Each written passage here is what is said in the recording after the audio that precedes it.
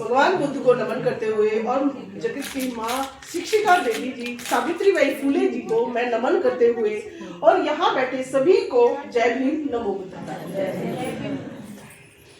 अब जैसे कि हम जानते हैं कि नई साल का जो 1 जनवरी था उस दिन क्या था, है ना, उसके 100 दिवस। तो यहाँ हम लोग उस उपलक्ष्य में इकट्ठे नहीं हो पाए, उसी के बारे में 2 लाइनें में बोल।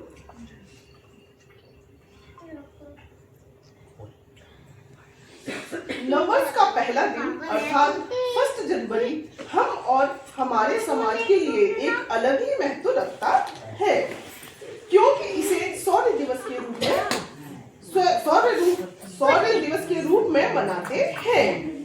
क्योंकि 1 जनवरी 1818 को महाराष्ट्र राज्य के पुणे के नजदीक भीमा नदी के तट पर बसे एक गांव भीमा कोरे गांव में महार और पेशवाओं के बीच संग्राम हुआ था।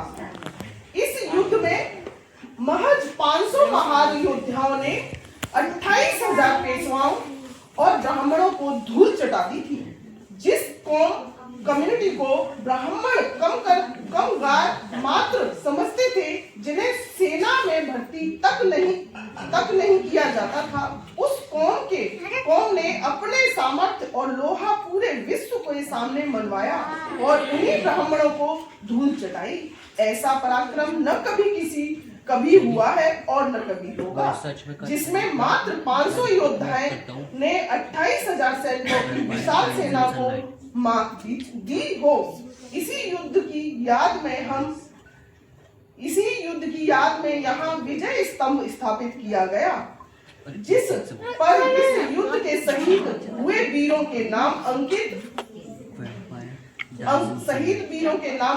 इसी पराक्रम को याद करते हुए बहुजन इस दिन को शौर्य दिवस के रूप में खुशी से मनाते हैं। अब इस दिन प्रत्येक वर्ष विजय स्तंभ पर इन शहीदों को नमन करने यहाँ आते थे।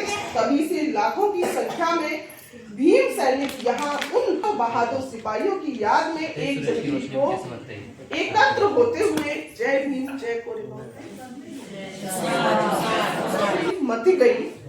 मति बिन नीति गई और नीति बिन गति गई, गति बिन वित्त गया, वित्त बिन सूत्र गए। इतने अनर्थ सब सिर्फ अशिक्षा के कारण होते हैं।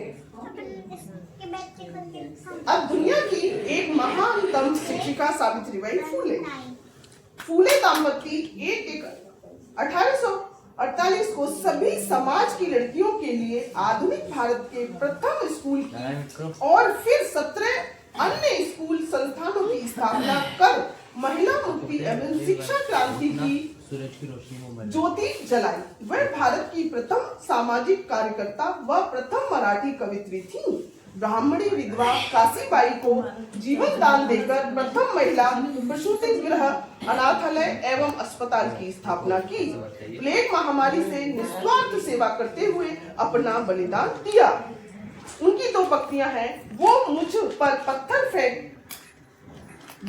पर पत्थर और कीचड़ फेंकते रहे, मैं भारत की बेटियों को पढ़ाती हूँ। इसी के साथ मैं वाणी को विराम देती हूँ और मैं ये हस्बैंड के लिए भी बहुत कुछ किया, लेकिन अपने लिए क्या किया बस इतना सोचना है। हम घर में बैठे बैठे भी बहुत कुछ समाज में चेंज ला सकते हैं, और वो होता है कैसे, वो फोन से। अब जैसे कि एक दीदी है ना, बुद्धिज्म के बारे में मैंने कल आधा घंटा क्लास, ठीक है ना, बैठे बैठे क्लास में मेरा बेटा कुछ भी कहते ना, मैं कोई नहीं, तुम नहीं समझोगे इस बात को। तो हमें क्या करना है, चाहे बाबा साहब जो जानकारी हमारे पास है, हमारे परिवार, हमारे रिलेशन फोन आते हैं, हम पे जो अच्छा है क्या हम नहीं दे सकते? जरूरी है कि पैसा बांटना है, तो हम समाज का निर्माण हम भी अच्छे से कर सकते हैं और उसमें सहयोग भी कर सकते हैं। जरूरी नहीं पैसे से, घर बैठे बैठे समय फोन आया, जरूरी नहीं कि चुगली करनी है, अब उनके कर्मों की सफाई हम करें, नहीं, हमें कुछ अच्छा बोलना है, अपने लिए कुछ अच्छा बोलना है, समाज को एक नई दिशा देनी है। तो हम सावित्रीबाई फुले को, हम उनके बच्चे थे क्या? नहीं। हम इतने बच्चे बैठे हैं, क्या वो बच्चे नहीं हैं? उन्होंने इतने बच्चों को समर्थ बनाया, हम सिर्फ एक दो को बना के ऐसे सीना फुला लेते हैं। क्या हमारा कर्तव्य नहीं बनता कि हम भी सावित्री के पद चिन्हों पे सिर्फ एक, हम पूरा जीवन नहीं लगा सकते, हम 1 घंटा, आधा घंटा, 15 मिनट या कुछ तो लगा सकते हैं ना समाज के निर्माण में। बच्चों को बना दिया, घर में किलसने की बजाय कि बहू ये कर रही है, बहू वो कर रही है, या ये पड़ोसन ये पहना है, वो पहना है, इसके बजाय ये सोचो कि हम समाज को अच्छा क्या कर सकते हैं, अपने को कैसे डेवलप कर सकते हैं, अपने को कैसे और ऊपर निकाल सकते हैं।